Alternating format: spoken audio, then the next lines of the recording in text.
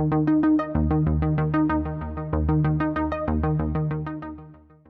Friends, welcome to वेबसाउटर्स। तो आज की इस HTML ट्यूटोरियल में हम जानेंगे HTML हेडिंग्स के बारे में कि हेडिंग क्या होता है, कैसे काम करते हैं, कितने प्रकार के हेडिंग होते हैं, और इसमें आपको एग्जांपल के साथ भी दिखाऊंगा कि हेडिंग हम रियल वेबसाइट पे दिखाऊंगा कि हेडिंग एक्चुअल में यूज कहाँ होता है। अगर वेबसाइट बना रहे हैं तो आप किसी भी HTML वेबसाइट को देख के कैसे आप पहचान सकते हैं कि हेडिंग इसमें कौन सा है। ठीक है, तो हेडिंग का बहुत ही इंपॉर्टेंट रोल है। तो इस वीडियो में बने रहिए, मैं आपको सब कुछ हेडिंग के बारे में मैं क्लियर बताता हूँ। तो चलिए इस वीडियो को स्टार्ट करते हैं। तो देखिए, हेडिंग मीन्स होता है हेडलाइन। जैसे कि आप न्यूज पढ़ते हैं, राइट, आपके टीवी पे न्यूज आता है तो देख रहे हैं बड़े बड़े बहुत बड़ा बड़ा फॉन्ट में आता है लिखा हुआ हेडिंग, राइट। तो उसको हम जैसे हेडलाइन हो गया तो वो हेडिंग हो गया बेसिकली, कि जो भी न्यूज आती है उसकी एक हेडिंग होता है। हेडिंग से ही लोग उसको पहचानते हैं कि बेसिकली इसके किसके बारे में डिटेल लिखा गया है। तो आप कोई भी न्यूज़पेपर देखते हैं तो सबसे पहले उसमें हेडिंग लिखा होता है बड़ा सा, फिर उसके बारे में उसकी डिटेल होती है। तो हेडिंग मीन्स क्या है कि उस पर आपके जो भी व्यूअर है या जो भी वेबसाइट पे देख रहा है उसका फोकस सबसे पहले हेडिंग पे जाएगा। हेडिंग से वो समझ जाएगा कि ये कंटेंट, इसके अंदर जो अगर क्लिक करके जाऊंगा तो इसमें क्या डिटेल लिखी होगी। तो जैसे कि हमारा एग्जाम में क्वेश्चन आता है, राइट, मेन क्वेश्चन है, राइट, फिर उसके अंदर आप आंसर लिखते हो। तो एक तरीके से हेडिंग जो होता है मेन हेडलाइन का काम करता है कि कुछ भी अगर आपको वेबसाइट पे दिखाना है या कुछ भी, तो आप उसको एक कुछ तो नेम होगा, उस पेज का नाम है। जैसे अबाउट अस, अगर वेबसाइट पे कॉन्टेक्ट अस, तो ये सब हेडिंग है वेब पेज के। ठीक है, अगर आप ब्लॉग लिख रहे हैं, how to make money online, ठीक है, वर्डप्रेस ट्यूटोरियल इन हिंदी, तो इस जो मेन है सब्जेक्ट, जो मेन आपका जिसपे आप इंपॉर्टेंट रोल दिखा रहे हो, जिसको इंपॉर्टेंस आप देना चाहते हो, उसको आप हेडिंग में रख सकते हो। चलिए मैं आपको मैं कुछ डेमो दिखाता हूँ यहाँ पे कि हेडिंग बेसिकली होता है। कि जैसे द हिंदू वेबसाइट है, न्यूज की वेबसाइट है, तो यहाँ पे देखिए इसमें हेडिंग काम कैसे करता है। जैसे ये देखिए न्यूज है, यहाँ पे एक न्यूज आया है, ये सारे न्यूज है यहाँ पे लेफ्ट राइट में आप देख रहे हैं। तो यहाँ पे जो देख रहे हैं ये बेसिकली उसका टाइटल है, न्यूज का हेडलाइन है, हेडिंग है। देखिए हेडिंग ऑलवेज क्या होता है, डार्क कलर में होता है, जैसे ब्लैक हो गया, थोड़ा बड़ा होता है, और हेडिंग के कुछ स्पेस होता है। ये नॉर्मल फॉन्ट से बड़ा होता है। जैसे ये देखिए, ये पैराग्राफ में है, मतलब पैराग्राफ है, नॉर्मल फॉन्ट में है, लेकिन ये थोड़ा बोल्ड में है। अब ये देखिए, ये मेन है, यहाँ पे जो लेफ्ट साइड में देख रहे हैं ये मेन है। मीन्स की फोकस आप कस्टमर जो भी यूजर्स हैं उनको इस पे फोकस देना है।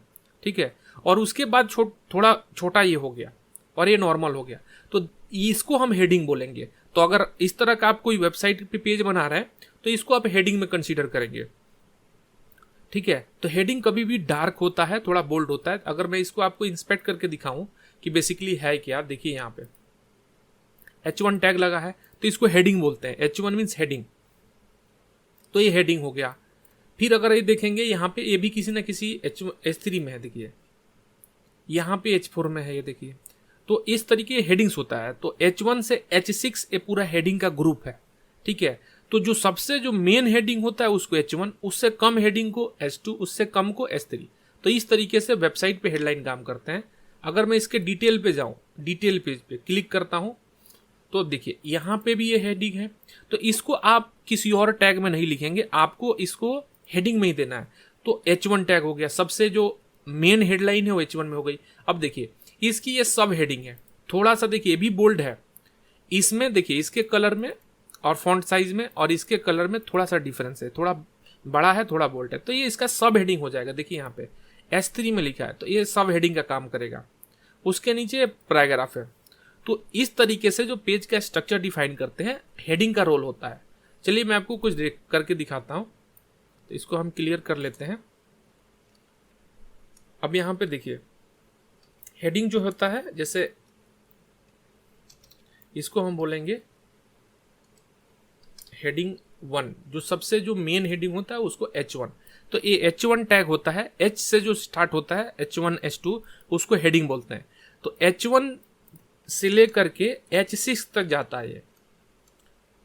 अगर मैं दिखाऊं आपको तो H2 हो गया, फिर यहाँ H3 हो गया,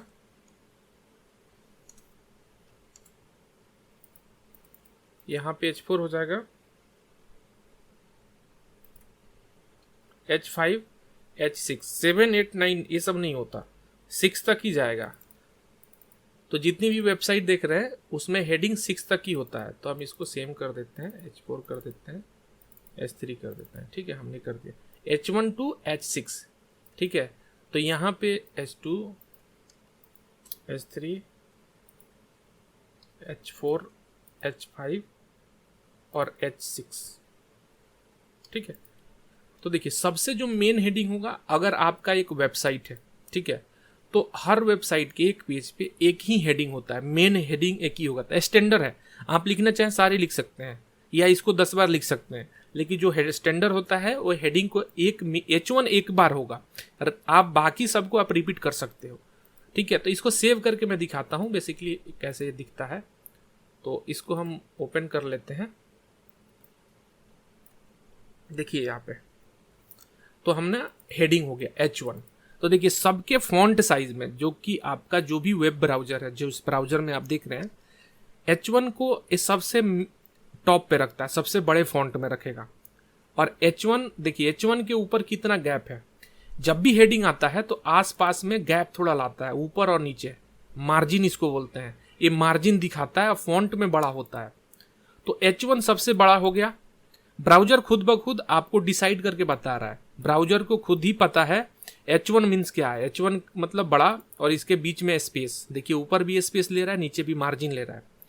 ठीक है, H2 इससे थोड़ा छोटा, और ये भी ऊपर स्पेस ले रहा है, नीचे स्पेस ले रहा है। H3, और कभी भी हेडिंग दूसरे लाइन से शुरू होते हैं, जैसे H1 खत्म हुआ, H2 हमने लिखा, तो H2 इसके आगे नहीं शुरू होगा, कभी भी ये लाइन को ब्रेक कर देते हैं, मीन्स न्यू लाइन से अगला चीज शुरू होगा। ये पूरा लाइन इस हेडिंग के लिए ही है। तो H2 इससे छोटा हो गया, H3 इससे छोटा, H4 इससे सबसे छोटा होता है H6।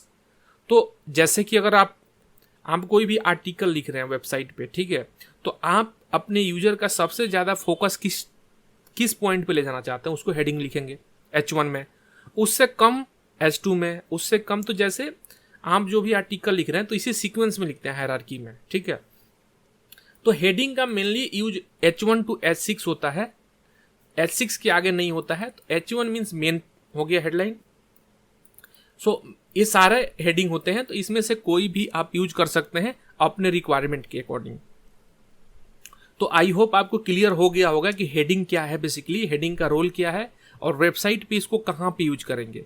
तो हेडिंग का कभी भी यूज, एक क्या होता है कि हेडिंग का यही मतलब नहीं है कि फॉन्ट बड़ा साइज में चाहिए और थोड़ा बोल्ड चाहिए और मार्जिन चाहिए। अगर मानिए कि अगर आप आर्टिकल लिख रहे हैं, उसमें आपको बोल्ड कुछ बड़ा चीज चाहिए, बड़ा फॉन्ट में, तो आप हेडिंग यूज नहीं करेंगे अगर वो इंपॉर्टेंट नहीं है। अगर हेडिंग है तभी हेडिंग यूज करेंगे। इसका क्या रोल होता है इंपॉर्टेंट, कि जैसे गूगल है, गूगल में आप कुछ भी सर्च करते हैं तो गूगल में जो टाइटल दिखता है वो हेडिंग H1 को ही रीड करता है। तो गूगल जितने भी सर्च इंजन है, और जो भी आप हेडिंग लिखे होते हैं, उनको वो क्लियरली समझ लेते हैं कि इस पेज पे इंपॉर्टेंट कौन कौन से हेडिंग है।